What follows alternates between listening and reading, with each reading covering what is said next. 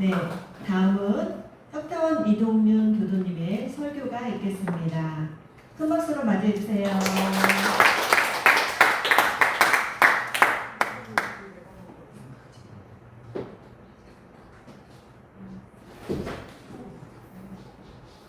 반갑습니다. 반갑습니다. 환영합니다. 신타원님이 제 배꼽만 가져간 줄 알았더니 제 물병까지 가져가. 지금 컵에 물 드세요. 그것도 안 드세요. 말을 하려니 그것도 드세요. 입이 탑니다. 너무 잘하시죠. 장로님들 잘해서 감사합니다. 저랑 먹으면 마시고 싶어요. 단장님 뜻하시겠습니다.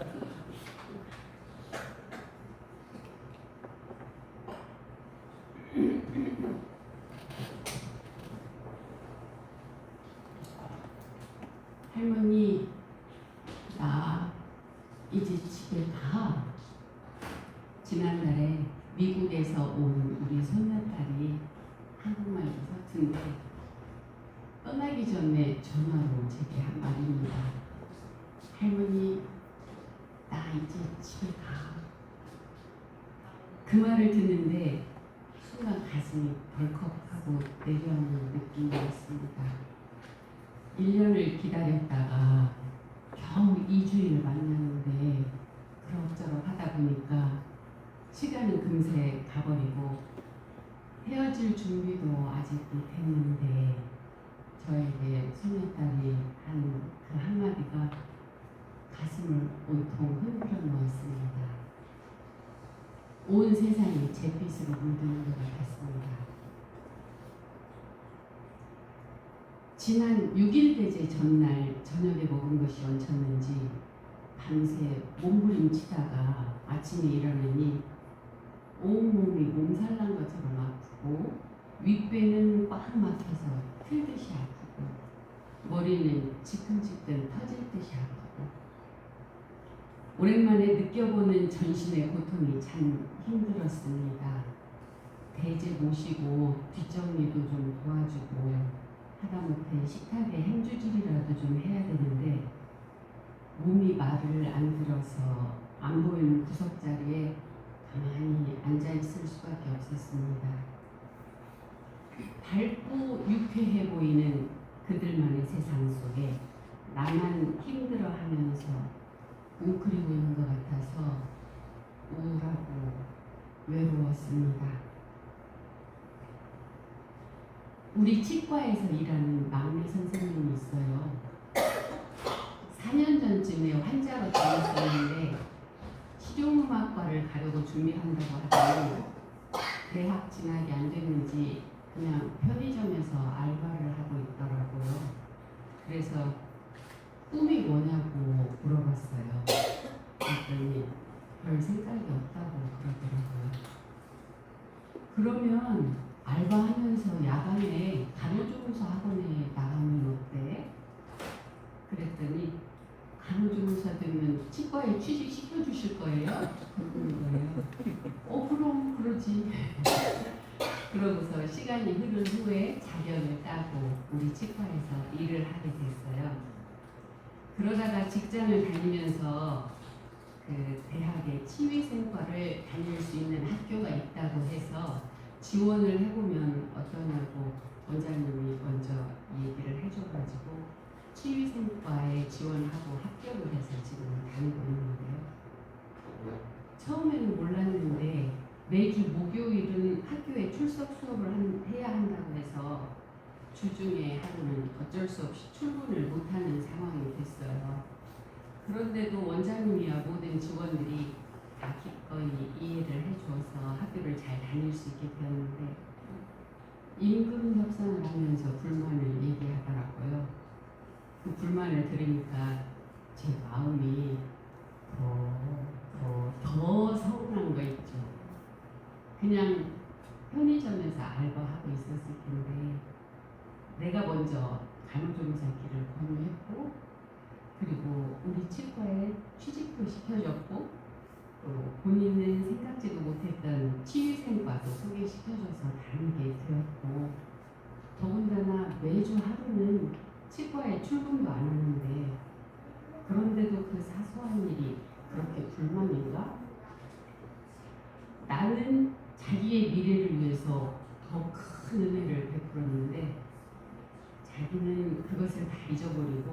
오로지 지금 현재 자기 자신만 위하고 있구나 하는 생각 때문에 그 일은 저에게 상처로 다가왔어요. 한동안 그 직원을 볼 때마다 마음이 요란했습니다. 이번에 설교를 준비하면서 그간의 일들을 다시 한번 찬찬히 바라봤어요.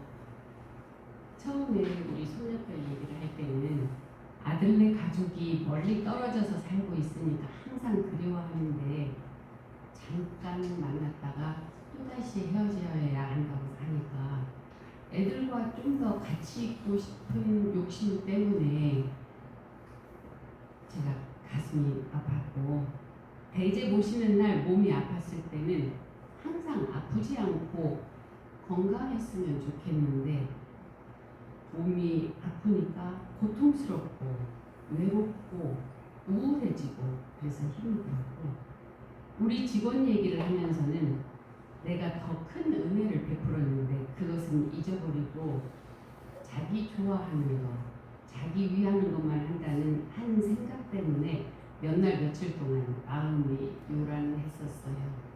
이렇게 내 마음이 슬픈 감정과 육신의 고통과 그리고 한 생각 때문에 요란해지는 것을 보면서 우리 본래 마음은 원래 뚜렷하고 고요하다고 하는데 왜 내 마음은 뚜렷하고 고요하지 못하고 요동을 쳤을까 하는 생각을 했습니다.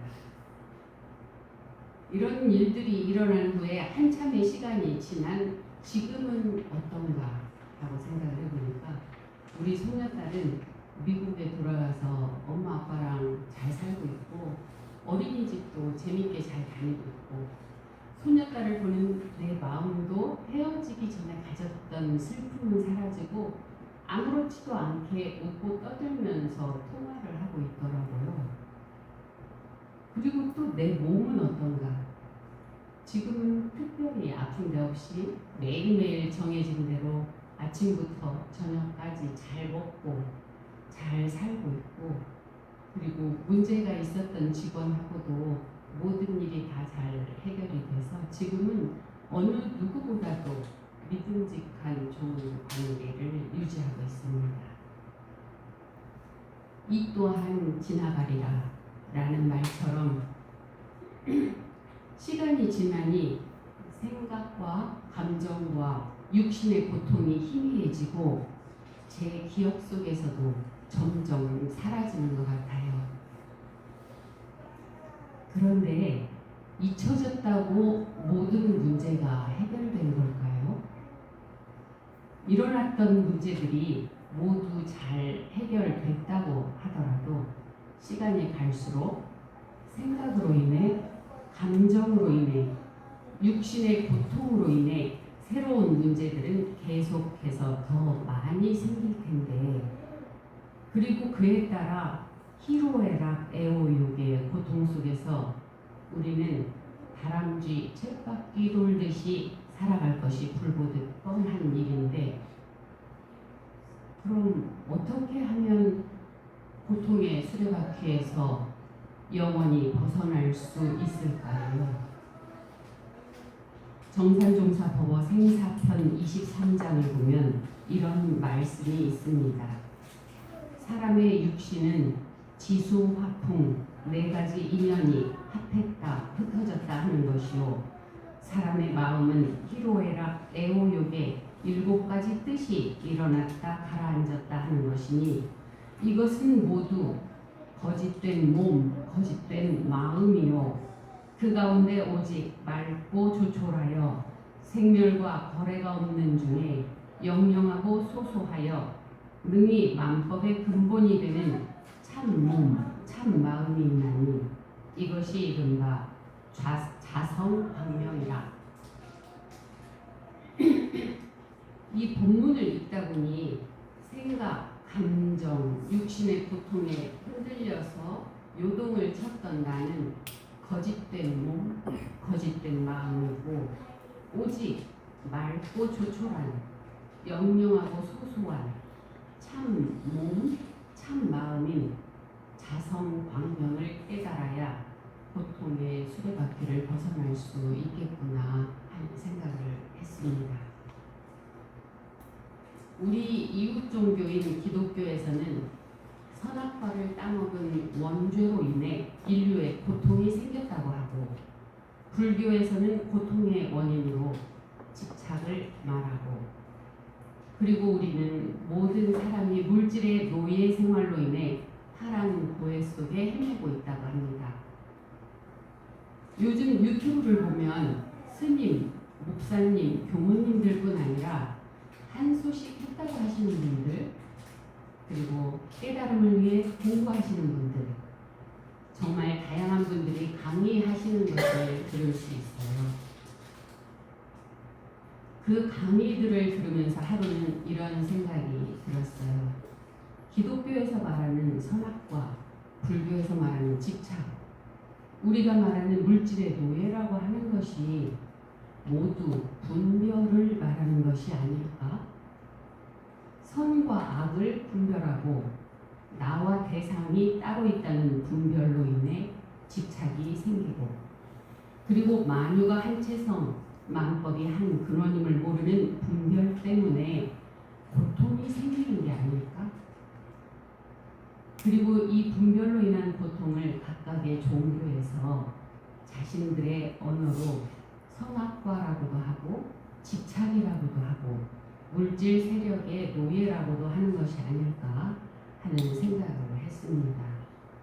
그리고서 생각을 해보니까 그동안에 고통스러웠던 모든 일들이 세상으로부터 나를 분별하고 나를 고집함으로써 생겨난 것이었구나 하는 작은 깨달음을 얻게 되었습니다. 수신결에서 깨지 못하고 닦는 것은 참으로 닦는 것이 아니라고 하셨는데, 이 말씀은 나를 내려놓지 못하고 분별하고 고집하면서 수행을 한다고 하는 것, 그것은 참으로 수행하는 것이 아니라는 말씀입니다.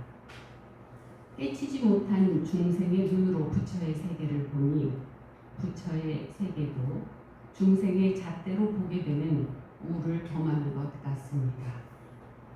그래서 스승님들께서 부처의 안목을 갖도록 깨달음을 강조하시는 것이 아닐까 생각을 합니다. 이렇게 나라는 것을 따로 분별해서 나에 대해 집착하는 것이 고통의 원인임을 알았으니 어떻게 하면 그 고통으로부터 벗어날 수 있을까요?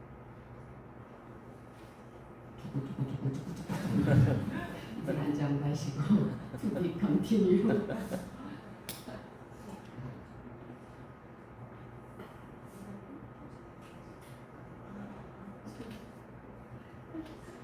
저는 법회 때마다 독송하는 반야심경에 그 답이 있지 않을까 생각을 합니다.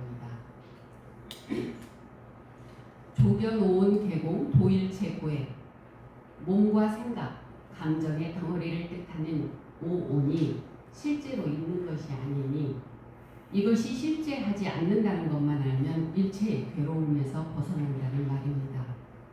일어나는 모든 것이 고정된 실체가 있는 것이 아니라 그저 인연 따라 나타났다 사라지는 변화일 뿐이니 그것에 집착하지 말라는 것입니다. 그렇지, 생각, 감정, 육신이 실체가 있다고 할 것이 없는데 나는 그 변하는 오온의 작용에 집착을 해서 이렇게 고통이 생겼었구나 하는 생각을 했습니다.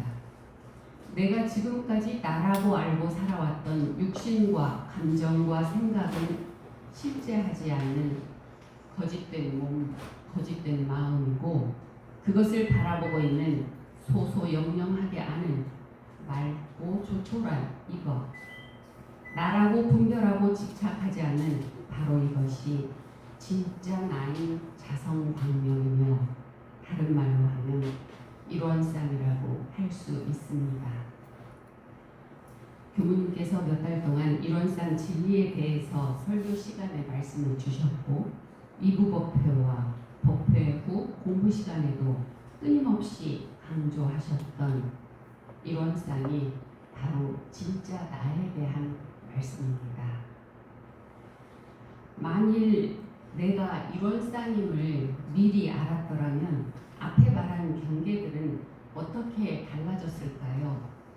천도품 38장에 평소에 자기 마음을 밝고 초촐하고 바르게 길들여 육식이 육진 가운데 출입하되 물들고 섞이지 아니할 정도에 이르면 이라는 말씀이 나옵니다.